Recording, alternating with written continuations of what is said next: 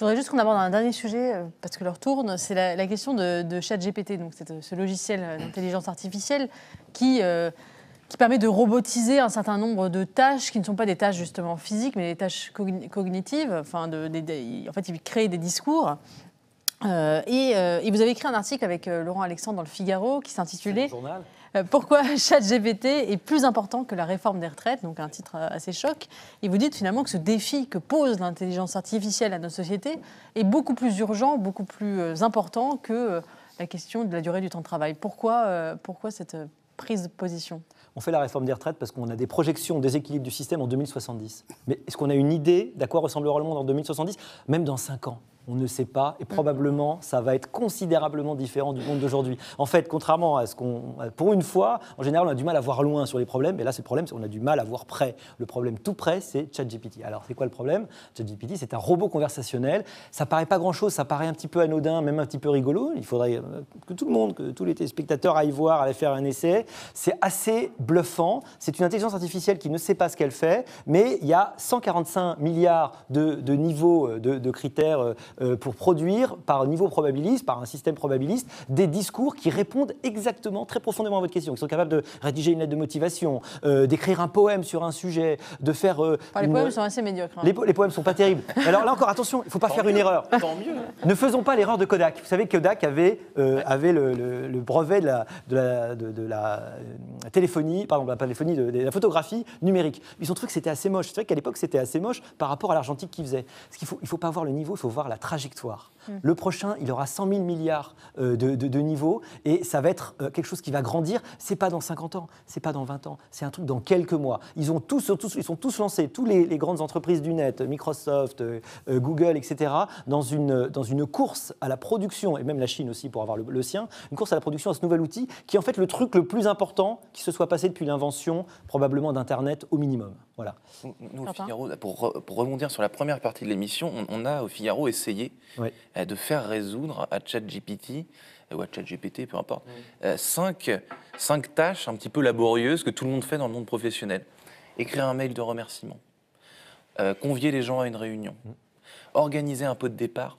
Et j'ai oublié le 5e. Mais en gros, lettres de motivation, des demandes d'augmentation, ce genre de choses, des trucs essentiels qu'on fait de façon plus ou moins enthousiaste, mais qu'on fait tous les jours. Et donc, demandez à ChatGPT d'organiser une réunion. En 3 secondes, vous avez votre demande avec un tant soit peu, quand vous précisez votre demande avec un adjectif de façon chaleureuse, des choses comme ça, très franchement, ça c'est des tâches dont on peut se passer maintenant. Oui, mais ce qui est intéressant, c'est qu'on a cru pendant longtemps que le robot allait remplacer la force physique. Et en fait, on se rend compte que le robot va remplacer la force cognitive. C'est-à-dire qu'il y aura toujours finalement des déménageurs probablement et des livreurs, des Deliveroo. Il n'y aura peut-être pas demain des juristes et des graphistes. C'est vrai. Ce qui est quand même assez paradoxal. Et en fait, c'est peut-être non pas les métiers les plus en bas de la hiérarchie sociale qui seront menacés, puisque on aura toujours besoin parce que ça coûtera trop cher de remplacer par exemple les serveurs de café par des robots, mais ceux qui sont au milieu, c'est-à-dire qui ont un peu quelques compétences, mais qui sont des compétences cognitives assez simples, eux risquent d'être balayés.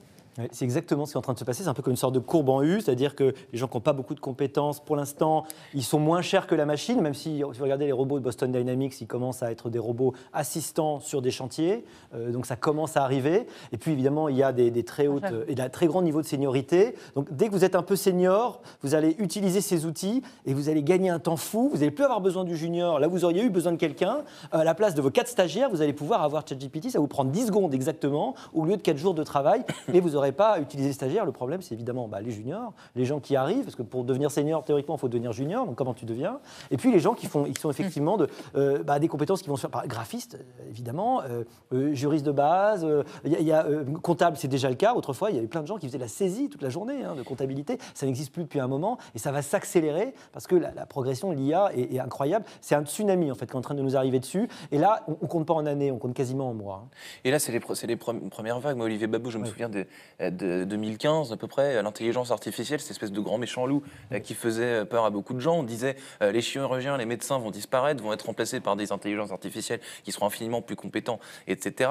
ChatGPT, j'ai l'impression d'être un petit peu au début, aux prémices de l'intelligence artificielle. C'est-à-dire que ce qu'on dit sur ChatGPT aujourd'hui, c'est ce qu'on disait en 2015, je ne suis pas sûr de l'année. C'était un peu les mêmes éléments de langage, un peu les mêmes craintes, finalement. un peu les mêmes émotions. Jusqu'à il y a quelques mois, à l'arrivée de ChatGPT, on disait, ça y est, un nouvel hiver de l'IA, c'est-à-dire qu'en fait, on a été un peu déçus. On dit avant qu'il y ait une IA très très forte, qui ait conscience d'elle-même, et donc que ça change vraiment la société. On a beaucoup de temps devant nous, on a vraiment plusieurs dizaines d'années, au moins. Et en fait, on n'attendait pas qu'un truc arrive si vite et qu'en fait, qu'une intelligence qui n'est pas très forte en vrai, c'est-à-dire qu'elle ne comprend pas ce qu'elle fait, il y a zéro intelligence, zéro compréhension de ce qu'elle fait, ça ne l'empêche pas de faire des textes dans un français parfait, en fait, dans toutes les langues, et d'être capable de répondre, de converser. Et on peut imaginer demain le film Her, où vous tombez amoureux de votre ordinateur, soit en fait assez rapidement possible, capacité à avoir quelqu'un qui vous écoute, tiens, c'est à Saint-Valentin, quelqu'un qui vous écoute en permanence et qui vous comprenne et qui sache qui vous êtes, sache vous répondre, c'est peut-être quelqu'un avec qui vous aurez quasiment plus envie de passer du temps. Il y a des applications qui sont absolument vertigineuses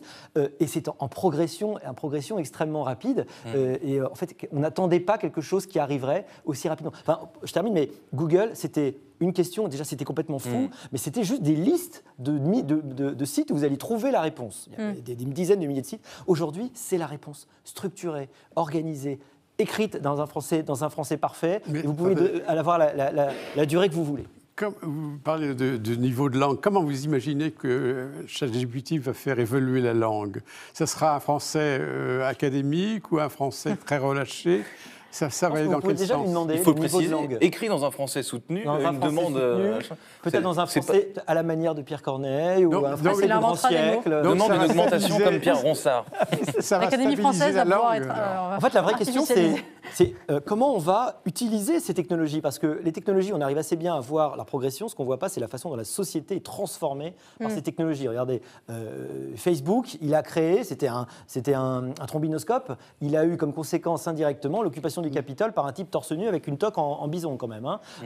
C'était très difficile à prévoir. On pensait que les gens s'échangeraient des photos de chats. En fait, ils se sont échangés plein d'autres choses. Et il y a plein d'autres choses qui se sont créées. Pareil pour la technologie. Qu'est-ce qu'on va en faire ? Comment ça va changer la façon dont on sait faire des textes? Est-ce qu'il n'y a pas des gens qui, du coup, ne vont jamais apprendre à vraiment écrire, à vraiment lire, vraiment synthétiser? C'est syndrome, pardon, je termine, mais c'est syndrome de la calculatrice.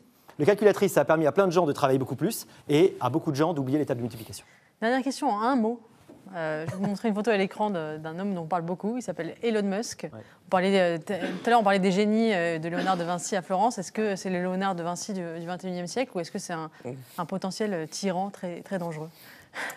Moi, je pense ni l'un ni l'autre. En tout cas, c'est lui qui est à l'origine de ChatGPT. Oui, c'est pour ça que à l'origine de ce projet. En tout cas, ce qui est vrai, c'est que les gens aujourd'hui qui ont la capacité et la vision de l'avenir du monde, c'est plus les dirigeants politiques, qu'on le veuille ou non, ce sont ces big shots, ces muggles, comme on les appelle, ces grands patrons qui ont la fortune et aussi une forme de vision. Alors parfois c'est messianique, c'est quasi religieux.